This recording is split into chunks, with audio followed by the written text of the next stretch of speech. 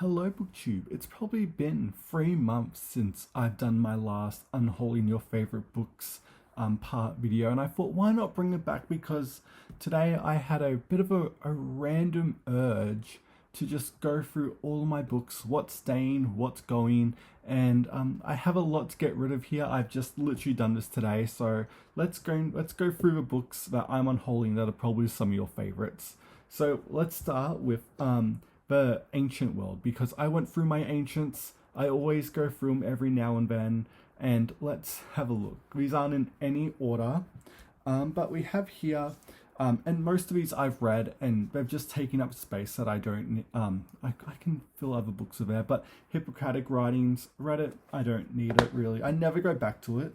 Then we're getting rid of an authors that I don't really like as much, but I keep them on my shelves because they're so like influential and important. But I'm like, I never go to them, and that's Plato. I'm getting rid of the Republic, and then the Last Days of Socrates. I've read them. I never go back to them. Same as Aristotle. I don't want Aristotle in my life, so he's going. I'm also getting rid of this Cicero collection. I love his defense speeches. And I have that. I don't need his philosophy. I'd like to find his letters too, but I don't need his philosophy and stuff like that. Same as Boethius, The Constellation of Philosophy. I've read it. I don't really think about it. Ben Jonson's Free Comedies. I don't really like Ben Jonson. He's not a favorite. If I'm gonna go like, Elizabethan or Jacobean playwright that isn't like Shakespeare, I'm just gonna go Middleton. Or like John Ford or Webster. I like those way more, but Ben Jonson for me has always been just stiff and not for me.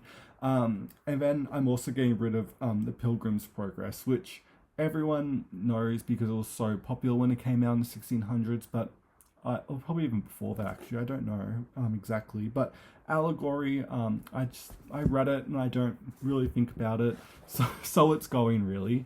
So we have that. I'm just going to put these on the floor. So we'll just dump them there so I can actually have room. So let's keep on going. Let's go do some contemporary fiction right now, because why not? I'm getting rid of a Heya. I'm unhauling Heya. This isn't any of our romances. I'm getting rid of my copy of I can't say it. Death here.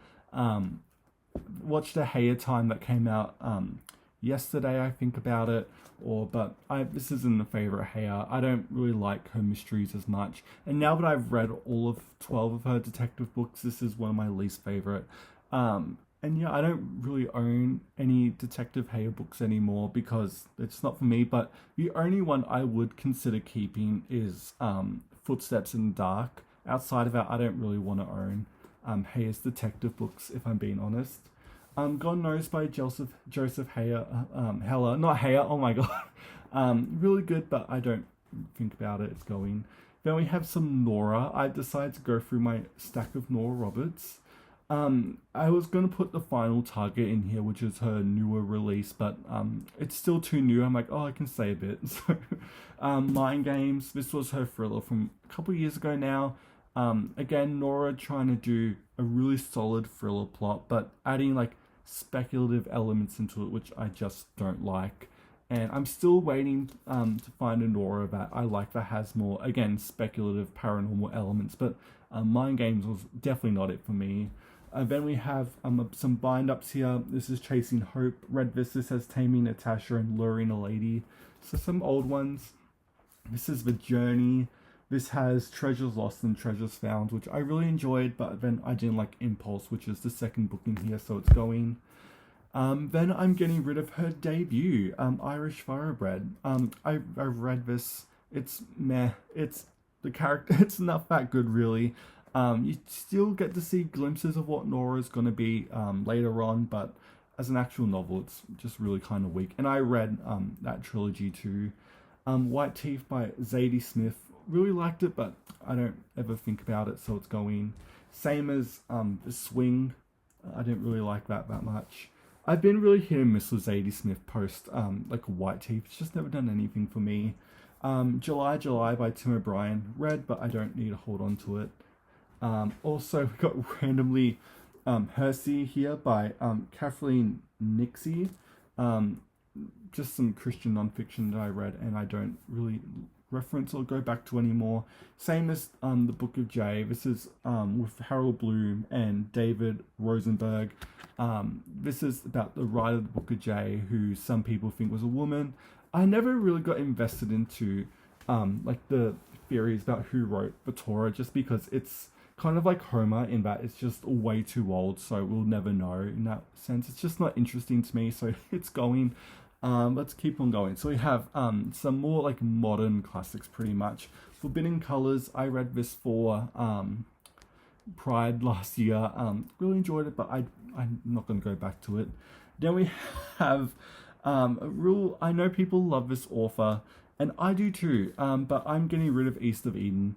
I'm conflicted about Steinbeck, really, because I love short Steinbeck. Give me Once There Was a War, give me Travels with Charlie, give me what's another one? The Moon Is Down. Give me short Steinbeck, but when he's trying to be he's trying to overshoot his limit, I feel like it's a bit East of Eden's always been a bit too pretentious for me in a way.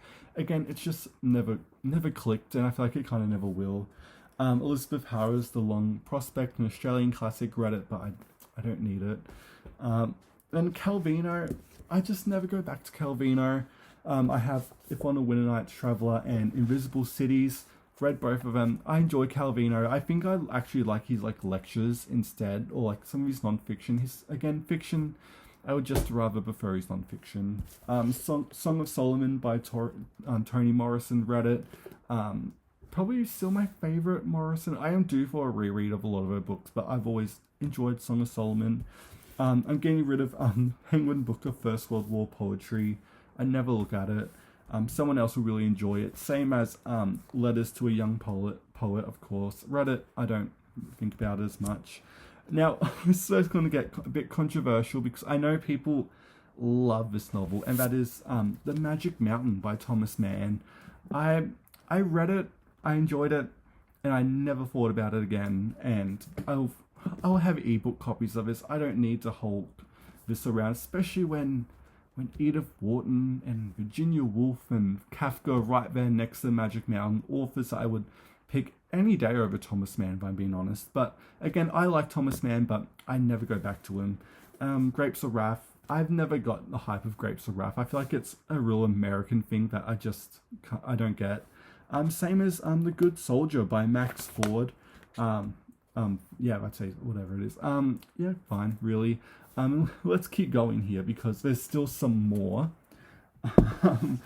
For some reason, some Hardy escaped my brutal Unhauling 3 months ago. I randomly found The Trumpet Major. It's going. Again, I can ebook that, but I have all the Hardy I like. I'm still looking for some of Hardy's poetry because I still think that's the best thing he wrote. Fast by Goethe. I don't like it really. I like Sorrows on Young Werther. I like that one, but Fast, yeah, no, we're not doing that. What's this one? This is Pushkin, just some complete prose tales. I have the Oxford 2-volume edition that they do, the Oxford World Classics. I love that translation way more than this, but again, I don't need 2 copies of Pushkin, even though he's one of my favorite writers ever. Controversially, Robert Browning. I don't need him. I never look at Browning. And then we're getting rid of, again, some more controversial ones, but no one remembers these, so it's kind of okay. This is some Mary Shelley's works. This is Valperga, which I actually really enjoyed. And then Lador here. I just don't like these editions. You can't find any other Mary Shelley book outside of Frankenstein and, like, you know, The Last Man in like a popular classic reprint. I would rather have these as ebooks because they're just way more convenient to read, because the text in here is dreadful. Like, it's just so boring and just not pleasant to read. And I have ebooks of these, and someone will really enjoy them. It's always good to read some more Mary Shelley.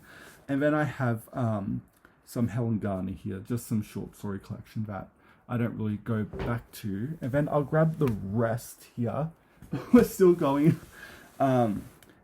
Randomly, Dickens. I found some him on my shelf. I like Hard Times, but it's definitely not a favorite. I've I've kicked out Dickens really because in the last Unhauling Your Favorite Books, I got rid of the majority of Dickens. So the only Dickens I have on my shelf that's actually written by him is what do I have? I've got the Pickwick Papers and I've got Our Mutual Friend. Those are the only two Dickens novels I really like at all. I got rid of A Tale of Two Cities. But yes, for some reason, Hard Times is still here. I like it, but it's not as good as those two. And I still don't have Dickens's travel writings. That's the one thing I really want from Dickens. Sorry about that. My laptop froze, so I had to do a quick edit. But let's keep on going because we've only got a couple more books left. The next is The Woman in White by Wilkie Collins. The only Wilkie Collins I have left, I'm getting rid of. I have never really liked Wilkie Collins. He's just too much for me. He's too chaotic. His plots just don't do anything for me. I'm just not a sensational Victorian person. I still pick up Wilkie Collins every now and then. For Victober this year, I will be picking up Wilkie Collins, but I don't go back to him. I don't think about him, and this is just taking up space. And again, when compared to all of the other Victorian writers of that time, I would pick anyone else over Wilkie Collins. Give me Hardy, give me George Eliot and Gaskell. Oh my god, give me those any day over Wilkie Collins. But again, it's not a bad book, it's just not for me. I've read it twice and it can go to someone else. And they're ebooks. I'm not worried about classics. I could literally get them anywhere. Then we randomly have some Joseph Conrad. This is Victory and Nostromo, I think that's how you say it. I don't like Conrad. I don't even know why I still have these. I've read probably these two, and then Heart of Darkness, and he's just never clicks for me. I probably will, if I see another book of him secondhand, I'll pick it up and give it a try. But he's just never done absolutely anything for me. And yeah, we have that. Then we have some more Thomas Mann, Death in Venice, and some other short stories.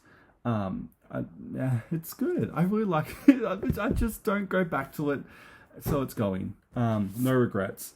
Well, this is controversial. Yeats. I know people love him. I like him, but not enough to have him physically, to be honest. I have him as an ebook, and I just never go back to Yeats, to be honest. Same as, again, controversially, Walt Whitman, he just does really nothing for me. And then the last one we have here is Longfellow. I love Longfellow, but I have it as an ebook, and it's just more convenient to read than this edition. And yeah, that's my update of unhauling your favorite books. What were some of your favorite books that I'm unhauling?